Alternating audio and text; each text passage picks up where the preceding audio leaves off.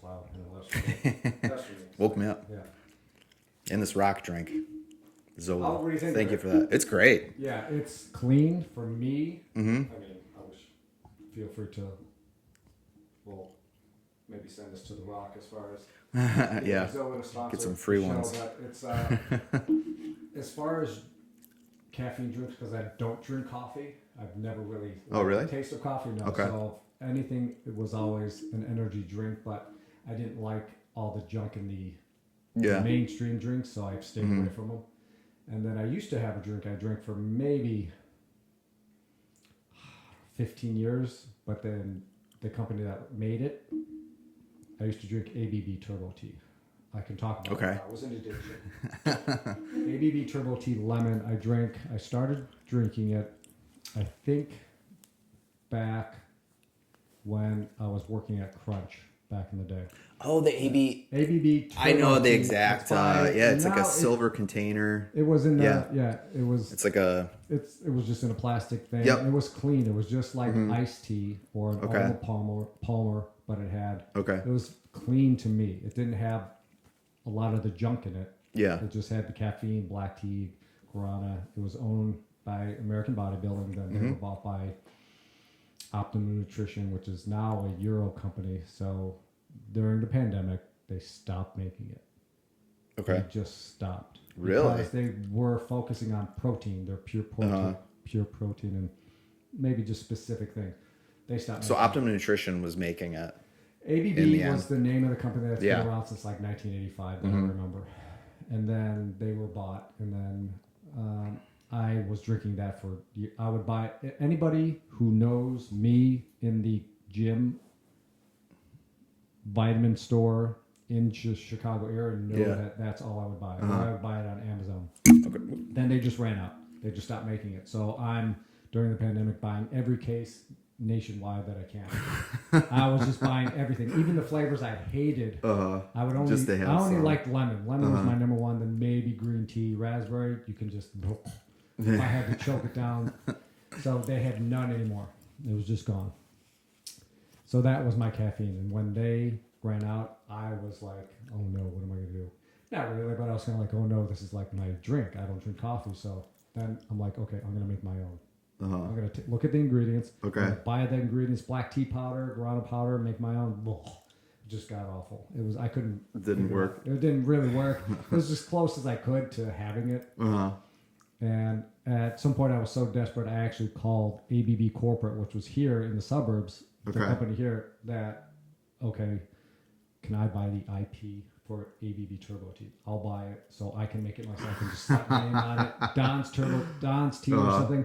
That's how desperate I was. Like, Like I need this stuff to survive. But yeah, I mean, it's so many levels of legal to get into because it's not even an American company anymore. I think they were bought by Gambia or something in Europe. I'm not sure where they're based. So that never worked out. I was like, I just want to buy Turbo Tea. Just let me buy that. You could have the rest. So I can make it myself. Give me the secret ingredients and I'll just do it. But that never worked out. I never returned my call. Really. So I'm like, okay, I got to find something. I tried the ones in the gyms. They're like, and everyone was trying to have me here. Try this one. I'm like, no, that's too sweet. Or that one's too carbonated. Because I don't like carbonated drinks. Okay. Other than like Diet Coke or, something ginger ale. But this has a slight carbonation. It's not too bad. Yeah, it's not too sweet. It's just right, I feel like. It's like a less sweet, maybe Sunkist or Fanta, but it has all the additional vitamins and caffeine. I wish it had more caffeine. I like the ABV had like 360 milligrams. This has like 160, I think, which for me is fine. But I do want them to come out with a lemon or iced tea or Arnold Palmer flavor. I have to work on that somehow to get the word out that if hopefully they have this that, will help. Yeah, they'll hear this and then they'll. He's totally gonna hear this. But this is the only flavor I drink is the orange, wild orange, zero sugar, and it's not bad. I can handle drinking this. Get some amino acids. Perfect. And it's refreshing. It is. Especially on a hot day. So I'm glad you enjoyed it. So, I want to talk about just the fear of coming back in the gyms. Yeah. It's hard for me because I didn't see any reason not to, but Yep. Same. of course, that's because we know the precautions that you go through to open up a gym and what you're doing and the safety and the benefits of being in a gym, even the immunity benefits, the health benefits. Of course, it's a novel virus. It's going to get out there. You can get sick any way you can get sick from a common cold. Yep. Which, people don't even see nowadays. But yeah, I did see some fear when I noticed people coming back, mask, no mask, because it kind of switched here in Chicago. Yeah. That no mask, people were still wearing masks, and that was, they did it, and some didn't because they have their own views. But then when you had to put them back on, then there was some fear of people were wearing them, you weren't. Mm-hmm. It's hard to talk about because it shouldn't affect your workouts, but I think it's one of those things we have to talk about because does it affect your workout? Doesn't it? Does it really? I don't know. It's hard to describe. Wearing the mask. Wearing a mask, working out, or do you wear a mask? Yeah. Or is it? There's no reason not to work out anyways. Either way, we've all done both. Mm-hmm. It's different, but you can.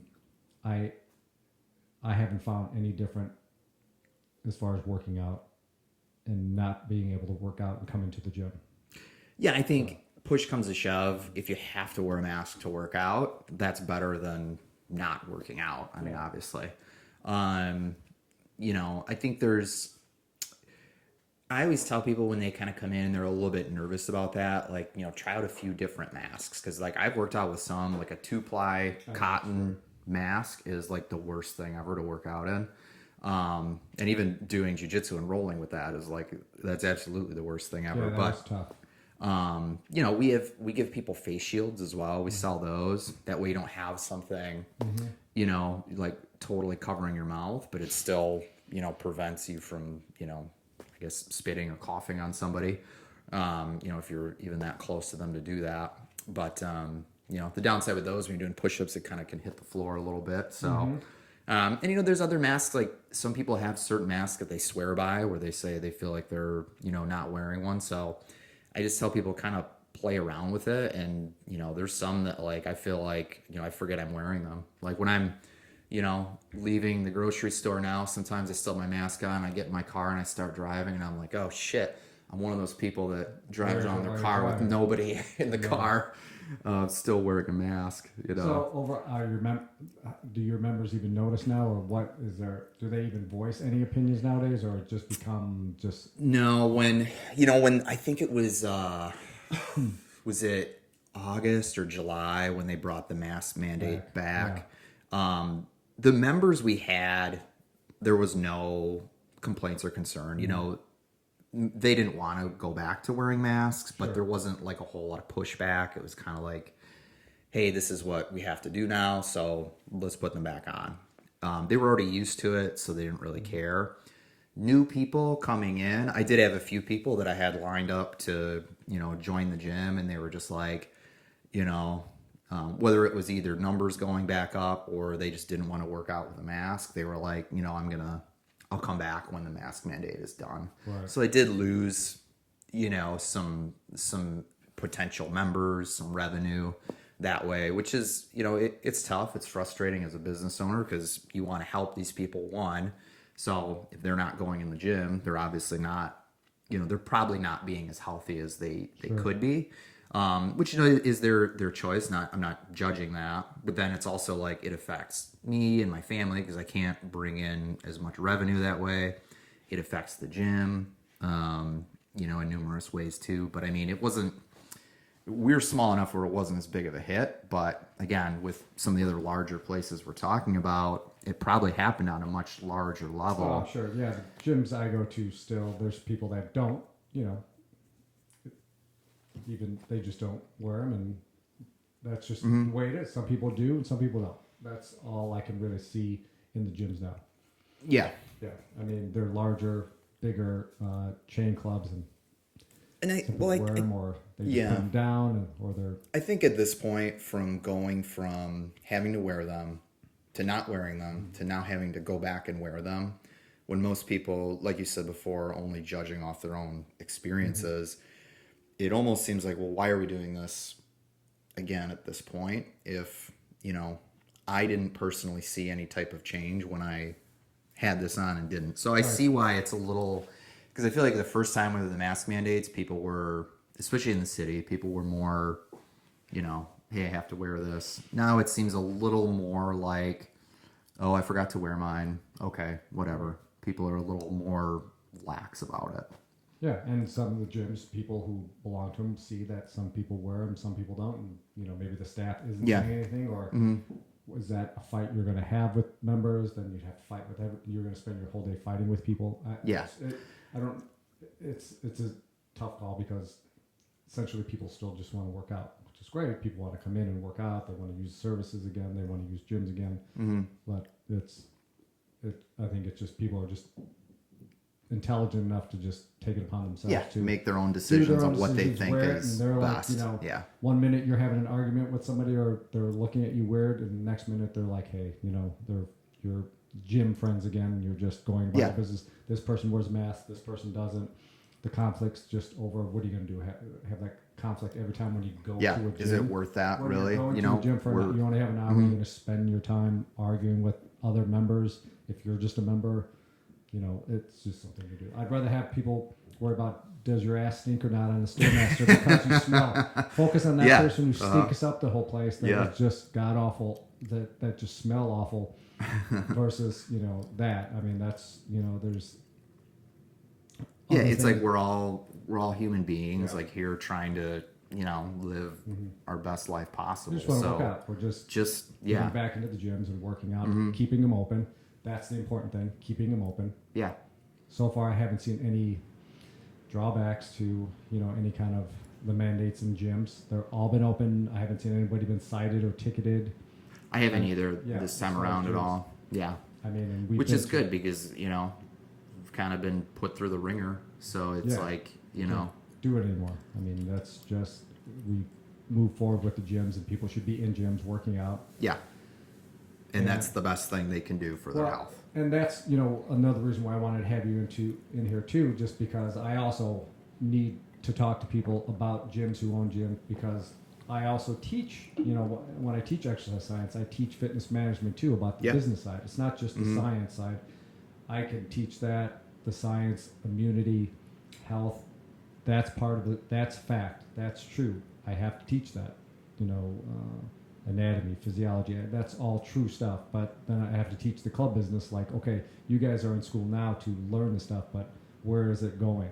Whether it's gyms, whether they're going to be clinicians, personal physical therapists, occupational therapists, whatever they're going to be, it's all part and part of the same health industry, I guess, in a sense. Yeah. Some's wellness, some's business. So that's just talking about people who are out there actually doing it helps me, helps them, so we know what's going on out there as far as the club business.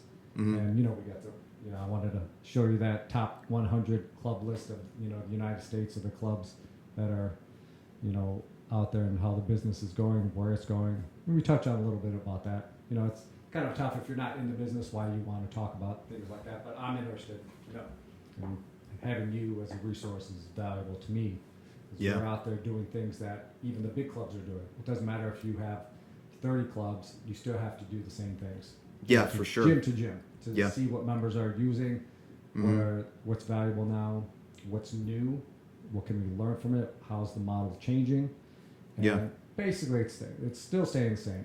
Gyms are going to be gyms. You're going to have a box. You're going to have people going in, swimming, playing tennis, doing that. That's always going to be there, no matter. I think that's why. That's the thing that's going to endure. Now, how things have changed during pandemic, viruses, new services, online, at home, that's kind of like the new added stuff to it, I think. Yeah. I mean, a few things have come about as far as adding new services. Very few, but it's just where the market's going now. Yeah. I think with all this, it is, I think, and I'm seeing this with people that are coming in, people are a bit more inspired to take their health into their own hands, and I think that will lend itself to people being even more loyal to specific brands, because if they're coming in now at a place where it's like, hey, I've done absolutely nothing the past 2 years, year and a half, whatever it is. I feel like crap. I want to do something to finally get better and make this an actual lifestyle change. I think we're going to see there'll be more people like that coming in that are really taking things seriously and really want to like take their health and wellness to the next level. So I think we're going to see more people that are loyal. I think it'll be a little bit less of so much like volume is trying to get people in, and more like getting the right people into the right spaces. Like when you talk about Lifetime kind of being that one-stop shop for the whole family, I think that's going to be huge for them, where they're going to be really specific with who their like target market is. So I think that's going to be a trend that we'll probably see. Yeah, no, I agree. No, we'll see where it goes. Watch the next few years, see how it goes. Have you back, and who knows what's going to be next. Yeah. Yeah. So I'm glad you came in. Yeah. Thanks for having me. Yeah. Again. No, I'll probably have you back soon, because I think competition season's coming up too here in Chicago. Maybe there'll be some fall tournaments, some fall, winter, maybe. So I want to have more people and talk about competition too, especially for beginners. I want to try to get more people to get into competitions who are beginners and how that goes. So yeah, I think you just learn so much from competing, and it just it just helps. Like, yeah, and I'll have you come in and talk about just that. I think we can just talk about competition, how to get in there. So, Chris, Hustle Fitness, Chicago.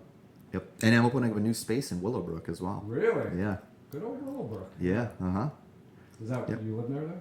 I'm in Darien now, okay. And then my wife works in Hinsdale, so yeah, it's kind of the same size. right over there. 55, yeah. Yep. Yeah. Great. Yeah. So what's going on with that? Can you talk about it, or are you still? Yeah, I can talk about it. We are we're in the permit process right now, and we should be starting build out. I'm hoping this week, if not next week. And it'll probably be, I'm guessing 4 to 6 weeks build out. So, awesome. We should be open. Everything works out in December. Brand, same name? Yeah, same brand, same name. Almost same exact size. This space is a little more, it will flow a little bit better is how it'll enter. The space I'm in now is there's some support beams that kind of. Oh, your urban look. Yep. Willowbrook being in the suburbs probably have just more of an aesthetic, more clean. Yeah, it'll be a little bit, That'll be great. That's but we have a lot of graffiti at the Lincoln Park location. I'm going to kind of see how it goes out there. I'm going to put some graffiti on the walls and then see if people really like it, we'll add more. But yeah, it'll be a little cleaner. What's that? Give them an urban feel. Yeah. That's kind of, I think, what I'm kind of going for. Like the young professionals that kind of moved out of the city. Have kids. They want to still kind of, have that kind of like badass vibe. Cool. So that's awesome. Gonna have to check that out too. Yeah, for sure. Yeah, I'll have you out for the grand opening, which should be in January. Willowbrook. Hustle Fitness. Awesome. Yeah. All right. Well, thanks for coming in. Appreciate it. Thanks for having me. Yeah. See you around. Yeah.